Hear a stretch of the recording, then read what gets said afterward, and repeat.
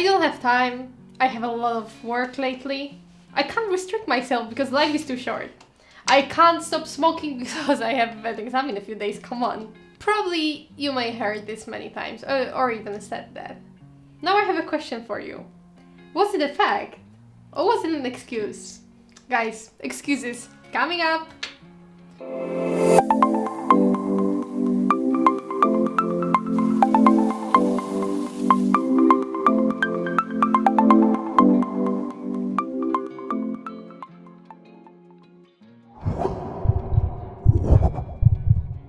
Every week, we spill out useful tips, tricks, and hacks about how you can live a healthy lifestyle and live the life you always wanted to. So if you haven't already, please consider subscribing. And if you're really interested, click that bell icon so that you can remain up to date of this journey.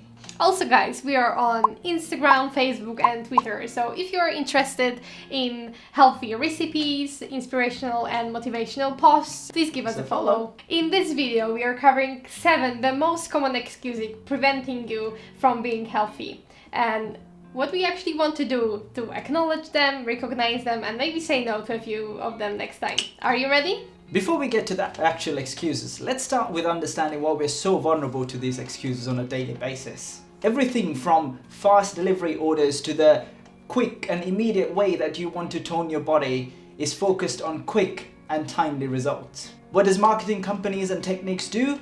They exploit this and get you attracted to all sorts of rubbish. And that could be from the state-of-the-art fat-burning pills to 20-minute fast food delivery, all of which have a negative impact on your health. We are so programmed to chase short-term comfort that we forget about the long-term benefits and we actually postpone the effort to get the long-lasting benefits. This is why we sign up for a gym as a New Year resolution and we give up just after a few times being there. It happened to us a lot of times on numerous occasions and probably it will happen in the future as well. But actually what is the aim of this video? To show you that the clue is to recognize the excuses and actually deal with them, manage them properly. So, let's get into the excuses. Good food is expensive. Well, I think it's just a matter of priorities. Whether it's the new makeup brush, or whether it's the new shirt that you want to buy, or whether it's the drink that you want to have with your friends. Well, could you alternatively use the same money to buy something healthy?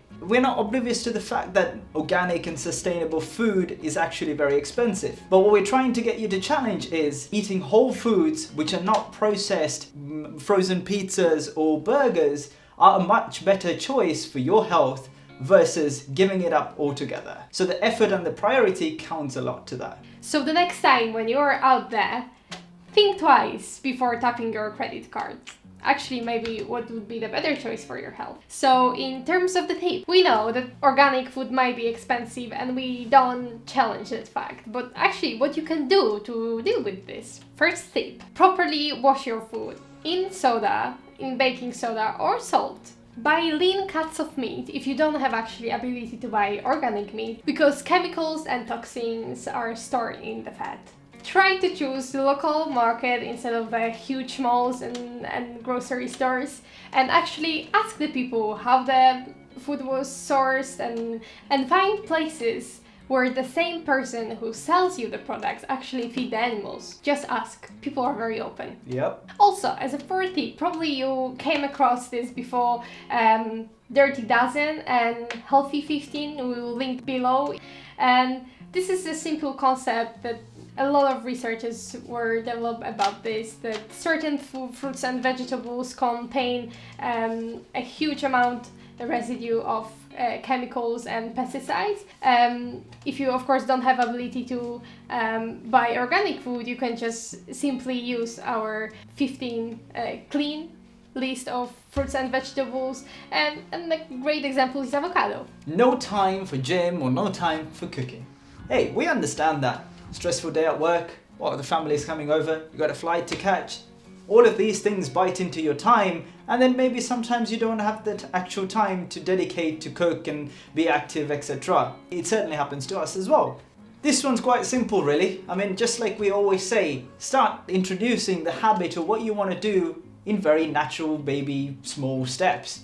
If you don't have the time because you have a very stressful day, Try getting up from your desk every hour, or walk to work 10 minutes. It doesn't have to be hour-and-a-half gym sessions. Just become conscious that you want to introduce movement to your day. As Lucky just said, start from something very small.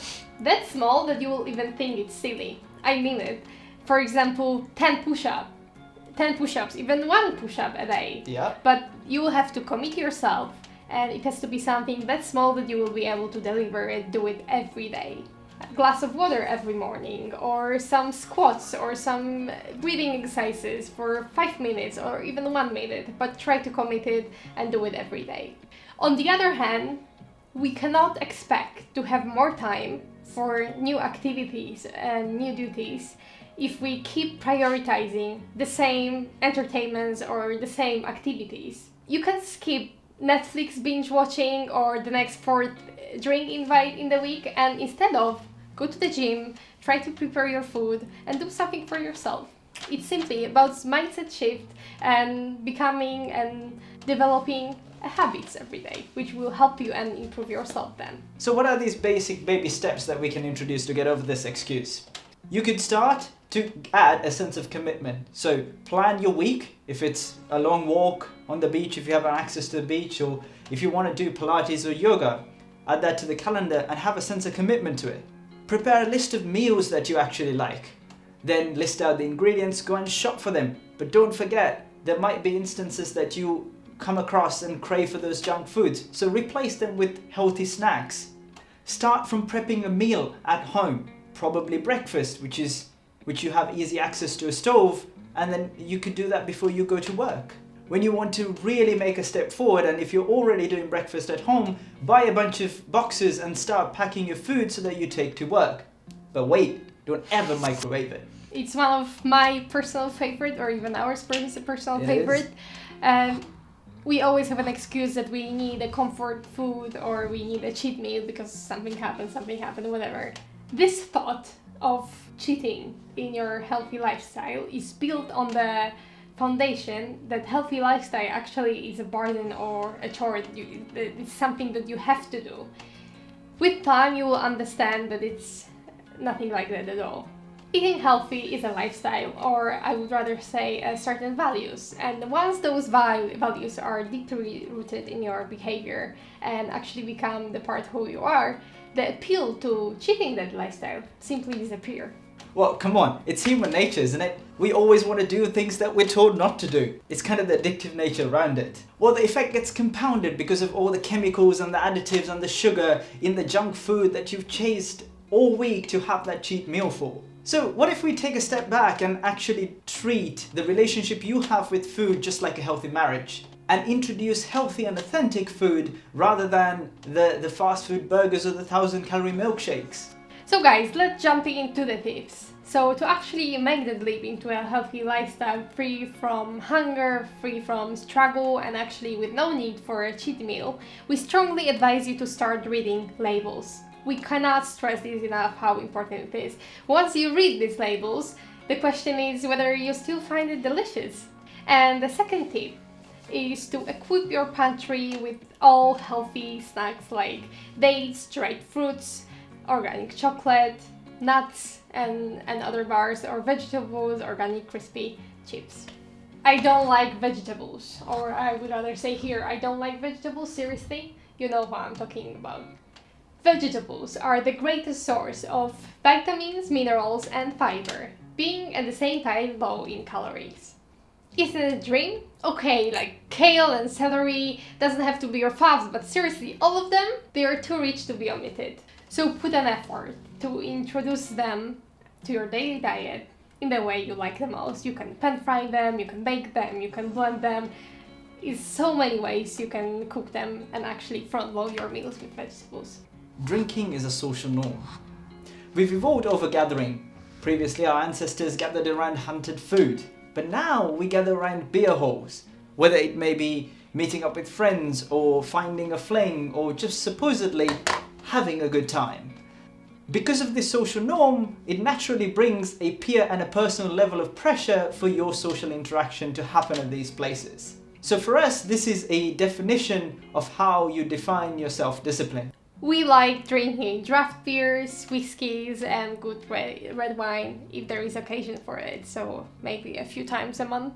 We ran through an era where the medical enhancement extended our life expectancy, and now we are reversing it as a result of our lifestyle choices. So to get over this one, the simplest one is just be confident and empower yourself to say no. And hey, sometimes it's difficult.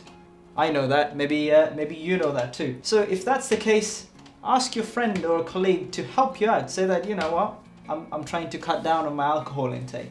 As soon as people feel like they're helping you, they're more inclined to actually help you with it. Or if that's not an option, third way of doing it is just come up with a white lie.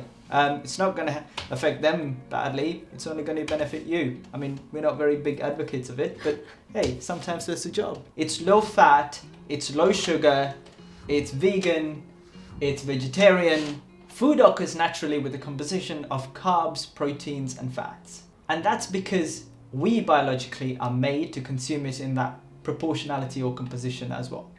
A low fat diet will affect your hormones and your mitochondrial health. To be very honest, all of your cells are made with a fat-based membrane. Your vitamins are absorbed in the presence of fats. And on the other side, you need carbs. Your brain functions, its fuel is glucose. There's debating facts about ketones and etc. We'll get into it on a different video, but the body craves a source of energy, whether it may be fat or glucose or carbs or whatever it may be. And I think the worst part of this is that introducing or changing this composition involves a addition of a chemical to retain the flavor of the macronutrient that you've reduced, whether it's carbs or fats. And that's the part that's the most harmful to your health. So jumping to the quick tips, try to avoid these foods which are marketed, labeled as a low fat or low sugar or sugar free. Maybe on the front it looks cool, but when you try digging a bit deeper, it might be stinky. Second tip, this is just the beginning, so if you're a huge fan of diet sugar zero Coke, okay, don't deprive yourself immediately from it. So if you actually drink that sugar-free Coke 7 times per week, just reduce it, bring it down to 6. And actually this is our favorite one. Last but not least. Yeah, I can't be bothered, I live only once. YOLO! We are huge advocate of this. So if you actually live only once, live it well. Yeah, hey, the human body is a very resilient place. That's why we consistently, or that's why our vessels of the human body is able to withstand most of the abuse that we give it. There are people who survive having a pack of cigarette every day, or drinking 6 bottles of, I don't know, wine every week. However, these people would come around and say, hey, you know what, I feel good. That's purely because the human body is resilient and will stick around to be resilient. But it's about, if you actually want to make that step further, it's about reducing that abuse. So what we try and practice is about an 80-20 split. So 80% of the time, we try and stick with the sustainable, organic, informed food choices, introduce activity, and then actually improve our mind health. But 20% of the time, the life we live doesn't allow us to do that. So sometimes it's okay to not be that informed or not be that conscious. But the whole point is just reduce the amount of abuse that you give to your body and manage that abuse. And sometimes that 20% may be just purely environmental and completely out of your control. Okay guys, we are wrapping up this video, and what we actually want you to take away from this video is the power of acknowledging the excuses. This is just the beginning of the journey, and it's huge to acknowledge and properly manage the excuse. Yeah, just be conscious that you're actually making an excuse. That's literally the first step. Okay guys, so thank you so much for being with us. Comment below what was your excuse and what you spotted and what you will take away from this video. On the next video, we're covering what you actually should stop doing as a first step to healthy lifestyle. Again, thank you so much guys for sticking around with us, and we hope this video helped you take another small step towards a healthy lifestyle. Leave a comment below if there's anything that you want us to cover, or just simply say hi. If you liked the video, give us a thumbs up. That's going to really help this channel take off and build this community. And last but not least, if you like the content and if you think that some of your friends or family are going to benefit from this, share this on social media. Thank you very much, and we'll see you on the next video. Bye!